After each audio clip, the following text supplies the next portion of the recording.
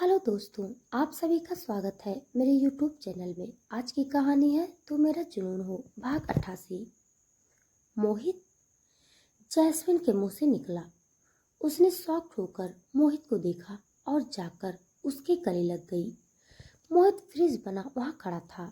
उसकी नज़र जैस्मिन पर थी और अंदर जतिन उसे देखकर मुस्कुरा रहा था, जैसे कह रहा हो वो तेरी बीवी नहीं, मेरी रखैल है।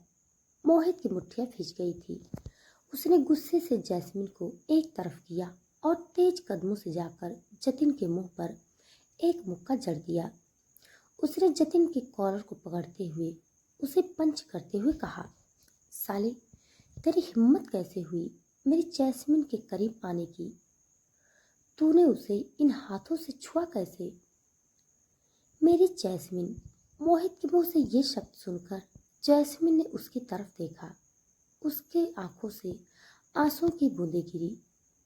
क्या सच में मोहित अब भी उसे प्यार करता था? क्या उसे उस पर विश्वास था? वो यहाँ क्यों आया था? जैस्मिन के मन में ये सवाल घूम रहे थे। वहीं मोहित ने जतन की अच्छी खासी धुलाई कर दी और उसे मारते मारते सीढ़ियों तक ले गया और उसे एक लात मारते हुए कहा, आज के बाद अपनी शक्ल भी दिखाई ना तो कसम से कहता हूँ मैं तुम्हारी जान ले लूंगा। साले। जतिन, जिसे मोहित ने अच्छा खासा पीटा था, वो जल्दी से वहां से भाग गया। जतिन के जाने के बाद मोहित पीछे मुड़ा तो जैस्मिन उसकी तरफ ही देख रही थी। उसकी आंखों में आंसू थे। उसकी आंखों का काजल फैल गया था। मोहित का मन किया कि वो उसके आंसुओं को पोंछ दे और उसे अपनी बाहों में भर ले, लेकिन उसने एक बार मन की सुनी न की अपने दिल की। उसने जैस्मिन को देखा और कहा, सुना है तुम शहर छोड़कर जा रही हो? मोहित के सवाल को सुनकर जैस्मिन ने उसकी तरफ उम्मीद से देखा। शायद उसका पति उसे समझे और उसे रोक ले, क्योंकि वो उसे बेहद प्यार करती थी। आंखों में उम्मीद की लो जलाए जैस्मिन ने मोहित से कहा, अब मेरे लिए इस शहर में बचा क्या है मोहित? इतना कहकर जैस्मिन चुप हो गई। जैस्मिन के चुप होते ही मोहित ने खामोशी तोड़ी और दुख और व्यंग से स्माइल करते हुए कहा, मुझे तो लग रहा था ये शहर तुम्हें रास आ गया है और यहाँ के मर्द भी। मोहित के ये शब्द जैस्मिन के दिल में छुरी की तरह चुभे। जैस्मिन ने अपने आंसुओं को पोंछ लिया और दर्द में वो भी मुस्कुराई और कमरे के अंदर चली गई। अंदर जाते हुए उसने कहा, हाँ, तुमने सही कहा, मुझे ये शहर भी रास आ गया था और यहाँ के मर्द भी। खैर छोड़ो, ये बताओ, क्या तुम केवल ये सवाल करने यहाँ आए थे या फिर ये देखने कि आज की रात मैं किस मर्द के साथ हूँ और उसकी रातें रंगीन कर रही हूँ? जैस्मिन के इतना बोलने पर मोहित का माथा टनक गया। वो गुस्से से भर गया। वो जैस्मिन के पीछे आया और उसने जैस्मिन के कलाई को जोर से पकड़कर खींचा और दीवार से लगा दिया। जैस्मिन के कलाई में पड़ी चूड़ी टूटकर उसके हाथ में चुभने लगी और खून की बूंदें जमीन पर गिर रही थी। जैस्मिन के मुंह से हल्की दर्द भरी आह निकली, लेकिन उसने आंसुओं को आंखों में कैद कर लिया था। मोहित गुस्से से उसकी कलाई पर अपनी ताकत लगा रहा था और उसने एक एक शब्द को चबाते हुए बोला, मेरी जान, जितनी शिद्दत से मैंने तुमसे मोहब्बत की थी उतनी ही शिद्दत से मैं अब तुमसे नफरत करता हूँ, बेइंतहा नफरत। लेकिन फिर भी तुम मेरी थी, तुम मेरी हो और हमेशा मेरी ही रहोगी, समझी? मैं तुम्हें उस दर्द में तड़पाना चाहता हूँ जिस दर्द से मैं गुजरा हूँ। तुम्हें मुझसे आज़ादी अब इस जन्म में तो नहीं मिलेगी। मोहित की आंखों में नफरत जैस्मिन साफ साफ देख सकती थी। मोहित ने अपनी बात खत्म की और गुस्से से दरवाजे को पटक कर बंद किया और वहां से चला गया। जैस्मिन धम्म से जमीन पर बैठ गई और रोने लगी। मोहित सीधा अपनी कार में बैठा और वो कार को ड्राइव करने ही वाला था कि उसने जतिन को एक आदमी के साथ बात करते हुए देखा। मोहित उस आदमी को जानता था। मोहित ने तुरंत सोचा, ये ये जतिन के साथ क्या कर रहा है? ये तो मोहित अपनी कार से बाहर निकला और वो उन दोनों की तरफ बढ़ने लगा, लेकिन तब तक वहां से वो आदमी अपनी कार में बैठकर चला गया और जतिन भी उसके साथ चला गया। मोहित को उस आदमी का जतिन से मिलना थोड़ा अजीब लगा। क्या वो दोनों एक दूसरे को जानते थे? मोहित अपनी कार में बैठा और पूरे रास्ते में कुछ सोचता रहा। कुछ देर सोचने के बाद मोहित ने एक मैसेज टाइप किया और लिखा, क्या मैं आपसे मिल सकता हूँ? अगर आपको सही लगे तो कल मुझे कैफे स्टार में मिलिए, मैं आपका इंतज़ार करूँगा। मैसेज ड्रॉप करने के बाद मोहित अपने विला चला गया। आजकल मोहित के पास बस दो ही काम थे, जैस्मिन को याद करना और जैस्मिन को याद करना। इसके आगे वो सब कुछ भूल गया था। न कैरियर पर ध्यान था, न बिजनेस पर। वो बस अपनी बर्बादी कर रहा था अपनी पत्नी की याद में। धीरे धीरे रात बीत गई और अगली सुबह हुई। अगली सुबह सना फ्रेश होकर अपने कमरे से बाहर आई तो एमिली ने उसे देखा और मॉर्निंग विश करते हुए पूछा, मैडम, अब आपकी तबीयत ठीक है?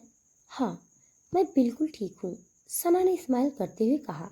तभी वहाँ पर एक आवाज़ गूंजी, सना दीदी, आपकी तबीयत को क्या हुआ? सना और एमिली ने उस आवाज़ की तरफ देखा। यह ज्योति थी। वो सीधा आकर सना के बगल में बैठ गई। सना ने उसे देखा और कहा, ज्योति, मुझे कुछ नहीं हुआ है, आओ बैठो, नाश्ता करो। हाँ, ज्योति ने कहा। वो दोनों अभी आपस में बातें कर ही रही थी कि तभी सामने से करीम चलकर आया। करीम के आते ही ज्योति एकदम शांत हो गई। उसने अपना सर झुका लिया और शांति से बैठ गई। करीम ने उसकी तरफ देखा भी नहीं और सना से कहा, गुड मॉर्निंग बच्चा, चलो आज मैं तुम्हें तुम्हारे ऑफिस छोड़ दूंगा। क्या सच में हबी? सना ने करीम से सवाल किया। बेशक, तुम्हें शक है? करीम ने उससे कहा। सना एकदम से खुश हो गई। करीम ने देखा सना के चेहरे पर स्माइल थी। उन दोनों ने जल्दी से अपना अपना नाश्ता खत्म किया। अपना नाश्ता खत्म करने के बाद करीम और सना दोनों विला से बाहर निकल गए। करीम अपनी ड्राइविंग सीट पर था और सना पैसेंजर सीट पर। करीम कार ड्राइव कर रहा था और सना उससे बातें करने में व्यस्त थी। सना ने खुश होकर करीम को बताते हुए कहा, करीम, तुमने न्यूज़ देखी? आज के सभी न्यूज़ चैनल्स में केवल बड़े भैया और शैली के बारे में न्यूज़ है। मुझे देखकर काफ़ी अच्छा लगा। वो दोनों साथ में बहुत प्यारे लगते हैं, है ना? हाँ, करीम ने सर हिलाया और सना की बात का जवाब देते हुए कहा, वैसे बेबी, क्या तुमने कभी ध्यान दिया कि हम दोनों साथ में कैसे लगते हैं? हम इस बारे में तो मैंने कभी नहीं सोचा, हम साथ में कैसे लगते होंगे। सना ने अपने हाथों की एक उंगली को अपने होठों के पास रख लिया और सोचने लगी। वो क्यूट लग रही थी। करीम स्माइल करने लगा। करीम ने सना को ऐसा करते हुए देखा और कहा, हाँ, मेरे पास एक प्लान है, क्यों ना हम एक फ़ोटो शूट करवाएं? बताओ, तुम्हें क्या लगता है? सना ने करीम की बात सुनी और फिर खुशी से एक्साइटेड होते हुए उसने कहा, ये तो काफ़ी बेहतर आइडिया है भी। मुझे बताओ, हम फ़ोटो शूट के लिए कहाँ चलने वाले हैं?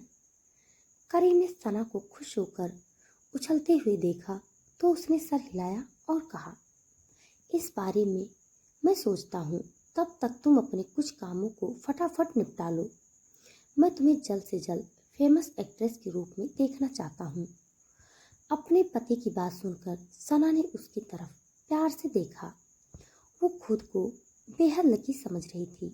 उसने कभी सोचा नहीं था कि करीम उसकी ज़िंदगी में आएगा, लेकिन अब जब करीम उसकी ज़िंदगी में था तो सना ने फैसला कर लिया कि करीम अब बस उसका था और उस पर पत्नी होने का अधिकार वो खुलकर जता सकती थी। इस बारे में सोचते हुए सना ने स्माइल किया और जल्दी से करीम की तरफ झुककर उसके गालों पर अपने नरम होठों से किस कर लिया। उसके ऐसा करते ही अचानक करीम ने ब्रेक लगा दी और पल भर के लिए सब कुछ ठहर गया हो। कुछ देर बाद करीम ने पलट कर सना को देखा तो सना मुस्कुरा रही थी। करीम ने अपने गालों पर अपना हाथ रख लिया और अपने गाल को छूते हुए कहा, ये क्या था? एक किस?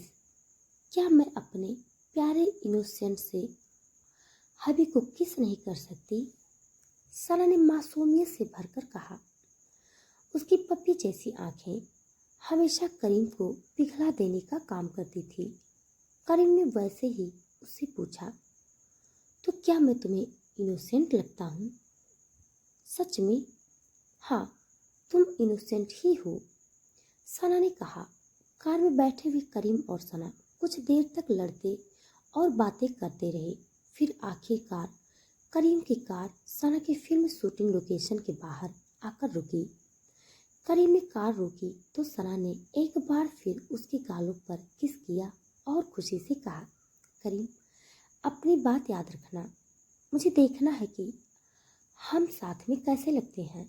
सना की बात सुनकर करीम ने सर हिला दिया। सना कार से बाहर आ गई तो करीम ने कार के अंदर बैठे हुए ही अपने हाथ को हिलाया।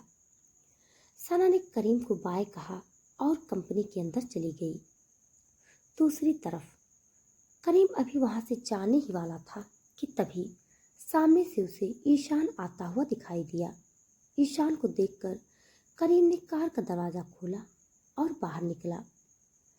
करीम को ईशान ने देख लिया था। वो भी करीम के पास आ गया और उसने करीम को गले लगा लिया। अपने छोटे भाई से मिलकर करीम को अच्छा लगा। करीम ने ईशान को गले लगाते हुए कहा, छोटे, क्या तुम्हें घर आकर मॉम डैड से नहीं मिलना चाहिए? हाँ, मैंने इस बारे में काफ़ी सोचा है भाई, और मुझे लगता है कि अभी सही समय नहीं है। बाय द वे, आप यहाँ क्या कर रहे हैं? ईशान ने बात बदलते हुए पूछा। ईशान के सवाल पूछने पर करीम ने स्माइल करते हुए कहा, एक्चुअली मैं यहाँ तुम्हारी भाभी के साथ आया था, उसे ड्रॉप करने। ओह, क्या सच में? भाभी भी आई हैं? आप मुझे भाभी से कब मिला रहे हैं भाई? मैं बड़ी भाभी से मिल चुका हूँ, लेकिन छोटी भाभी से नहीं, जबकि आपकी शादी पहले हुई थी। ईशान ने करीम से शिकायत की। करीम ने ईशान को घूरा और सख्ती से कहा, बेशक ये तुम्हारी गलती है ईशान। क्या तुम अपने भाइयों से मिलने उनके घर नहीं आ सकते हो?